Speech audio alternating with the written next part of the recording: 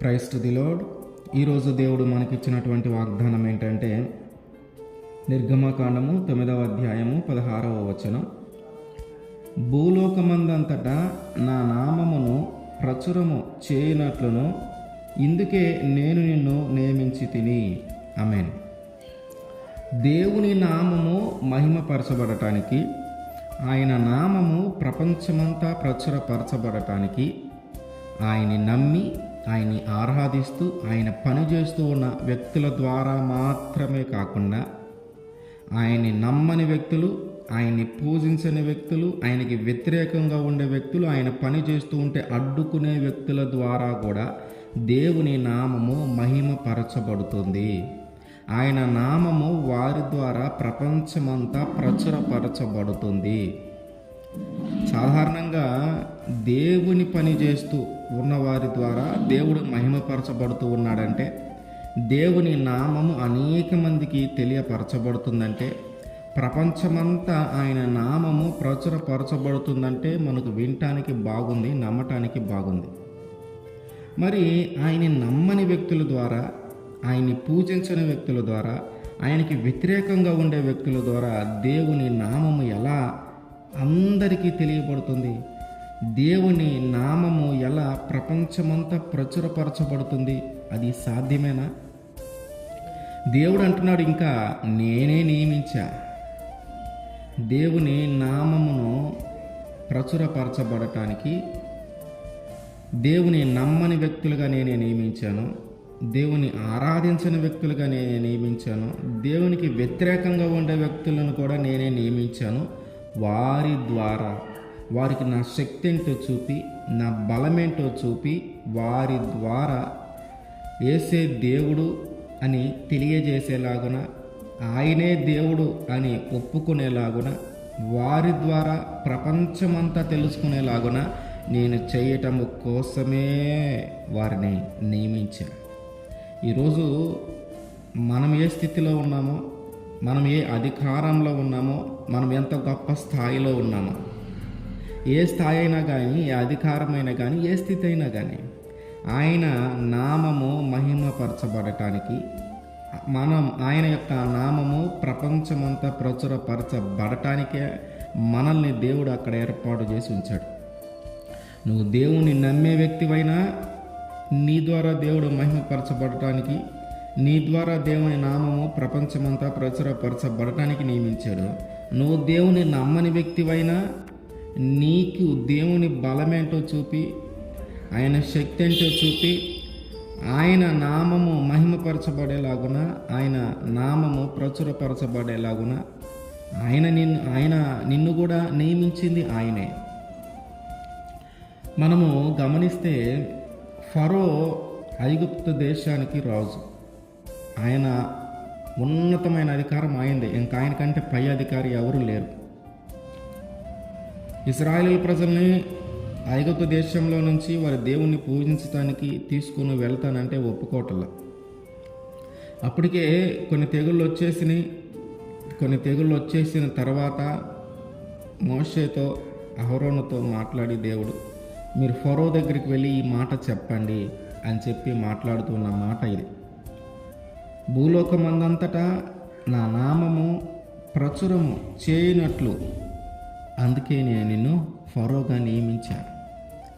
నువ్వు ఫరోగా ఉండి నా నామమును ఎరుగక నాకు వ్యతిరేకంగా జీవిస్తూ ఉన్నావు. అయితే నువ్వు అలా ఉండి నీ ద్వారా నేను మహిమపరచబడేలాగున, నీ ద్వారా నా శక్తి ప్రపంచమంతా తెలిసేలాగున, నీ ద్వారా నా నామము ఈ ప్రపంచమంతా ప్రచురపరచబడేలాగున చేస్తున్నాను. నిన్ను ఆ స్థాయిలో నియమించింది నేనే, నీకు అధికారం ఇచ్చింది నేనే. నీవు ఆ గర్వంతో అహంకారంతో ఉంటే నా శక్తి ఏంటో తెలియజేసి, నా బలమేంటో నీకు చూపించి, దాని ద్వారా ప్రపంచమంతా కూడా తెలుసుకునేలాగున చేయటం కోసమే నేను ఫరోగా నియమించాను. ఆ రోజుల్లో ఐగుప్తు దేశమే అగ్రరాజ్యంగా ఉండేది. ఆ రాజ్యంలో ఏం జరిగినా ప్రపంచమంతా చాలా సులభంగా తెలిసేది. అటువంటి దేశాన్ని తెగుళ్ళతో వణికించాడు దేవుడు. అటువంటి దేశాన్ని పరిపాలించే వ్యక్తి భయపడ్డాడు దేవుడికి. ఐగుప్తు రాజే భయపడ్డాడు. ఐగుప్తు దేశమే వణికిపోయింది. ఆయన ఇంకెంత గొప్ప దేవుడు! ఆయన ఎంత గొప్ప దేవుడైతే ఆ దేశాన్ని వణికించాడు. ఆయన ఎంత నిజమైన దేవుడైతే ఫరో భయపడ్డాడు. ఈ విధంగా ప్రపంచ దేశాలన్నీ తెలుసుకునేలాకుండా అగ్రరాజ్యమైనటువంటి, ఆ రోజుల్లో అగ్రరాజ్యమైనటువంటి ఐగుప్తు మీద ఉన్న ఆ ఫరో ద్వారా దేవుడు మహిమపరచబడ్డాడు. దేవుని నామము అనేకమైన ప్రాంతాలకు, ఆ ప్రపంచంలో ఉన్న దాని చుట్టూ ఉన్న ఆ ప్రాంతాలన్నిటికీ, దాని చుట్టూ ఉన్న దేశాలన్నిటికీ దేవుని నామము తెలియపరచబడింది. ఐగుప్తు దేశంలో ఇట్లా జరుగుతుంది, ఐగుప్తు దేశంలో రాజు ఇట్లా భయపడుతూ ఉన్నాడు, ఇట్లాంటి కార్యాలు జరుగుతున్నాయి, ఇట్లాంటి తెగుళ్ళు వస్తూ ఉన్నాయి అని అక్కడ ఉన్నటువంటి దేశాలన్నీ మాట్లాడుకోవటము, దాని ద్వారా దేవుడు మహిమపరచబడటము, దాని ద్వారా దేవుని యొక్క నామము ప్రపంచ దేశాలన్నిటికీ తెలియపరచబడటము జరుగుతుంది. అదే మోషే గారు అడిగినప్పుడే వారిని పంపించి ఉంటే ఇంత జరిగేది కాదు. మోషే గారు లేదు, ఒక తెగులు, నీరు రక్తంగా మారటము, కప్పలు రావటము, పేలాగటము, ఈ అయిపోగానే మనసు కొంచెం మారింది, పంపిస్తానన్నాడు ఐగుప్తు దేశం నుంచి దేవుని పూజించటానికి. కానీ తిరిగి మళ్ళీ పంపించకుండా ఆగిపోతున్నాడు. ఇట్లా ప్రతిసారి ఫరో మనసు కఠినపరచబడటము, ఫరోకి గర్వం రావటము, పంపించకుండా ఉండటము, మళ్ళీ దేవుని శక్తి దేవుడు చూపించటము, దేవుని బలము దేవుని చూపించడం జరుగుతూ ఉంది.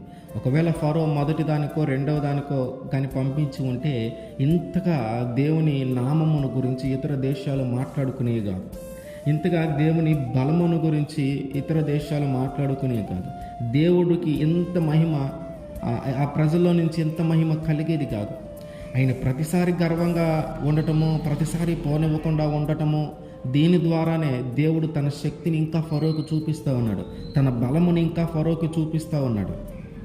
ఈ ఫరోకు చూపించటం అంటే ఇతర దేశాలన్నిటికీ చూపించటమే, ఆ చుట్టుపక్కల ఉన్న దేశాలన్నిటికీ చూపించటమే. దాని ద్వారా ఆ ఐగుప్తులో దేవుడు చేసిన వాటిని బట్టి, ఐగుప్తు రాజు అయినటువంటి ఆ ఫరోకి దేవుని శక్తిని, దేవుని బలమును చూపించటాన్ని బట్టి ఇతర దేశాలు కూడా తెలుసుకున్నాయి, ఇతర ప్రాంతాలు కూడా తెలుసుకున్నాయి. ఐగుప్తు దేశము వణికిపోతుంది, ఐగుప్తు దేశంలో తెగుళ్ళు వస్తున్నాయి, ఐగుప్తు దేశంలో ఇట్లా జరుగుతుంది, ఐగుప్తు దేశంలో మార్పులు వస్తూ ఉన్నాయి, ఇదిగో ఇవన్నీ చేస్తుంది పలానా దేవుడు, ఇవన్నీ పలానా దేవుడి ద్వారా జరుగుతూ ఉన్నాయని చెప్పి దేవుని నామము అందరికీ తెలియపరచబడుతుంది. దేవుని నామము అందరూ తెలుసుకుంటూ ఉన్నారు. ఆయన నామముకున్నటువంటి ప్రభావము అందరూ తెలుసుకోగలుగుతున్నారు. అందుకని అంటున్నాడు దేవుడు, నేనే నిన్ను నియమించా, నువ్వు ఫరోగా ఉండేలాగా నేనే నిన్ను నియమించా, నీకు గర్వం వచ్చేలాగున, నీవు అహంకారంగా ఉండేలాగున, నీ ప్రజలను పోనివ్వకుండా ఉండేలాగున నేను నియమించా. దీని ద్వారా ఏం జరగబోతుందంటే భూలోకమందంతటా నా నామము ప్రచురపరచబడబోతుంది. ఈ ప్రపంచం అంతా తెలుసుకుంటారు, ఈ భూమి మీద ఉన్న ప్రజలందరూ తెలుసుకుంటారు, దేవుడున్నాడు, ఆయన గొప్ప దేవుడు, ఆయన నామము గొప్పది అని అందరూ తెలుసుకుంటారు. అందుకే నేను నియమించాను అని చెప్పి దేవుడు ఫరోతో మాట్లాడాడు, మోషే గారి ద్వారా ఫరోతో మాట్లాడాడు. మనము ఏ స్థాయిలో ఉన్నామో, మనం ఏ అధికారంలో ఉన్నామో, మన స్థితి ఏదైనా కానీ మనల్ని దేవుడు ఆ స్థాయిలో ఉంచాడంటే మన ద్వారా కూడా దేవుడు మహిమపరచబడతాడు, మన ద్వారా కూడా ఆయన నామము ఇతరులకు తెలియపరచబడుతుంది, మన ద్వారా కూడా భూలోకమందంతటా ఆయన నామము ప్రచురపరచబడేలాగున ఆయనే ఈరోజు మనల్ని అధికారంలో కూర్చోబెట్టాడు, ఆయనే ఈరోజు మనకి ఈ స్థాయిని ఇచ్చాడు, ఆయనే ఈరోజు మనల్ని ఈ స్థితిలో ఉంచాడు. దాని ద్వారా దేవుడు మహిమపరచబడతాడు, దాని ద్వారా ఆయన నామము అందరికీ తెలియజేయబడుతుంది.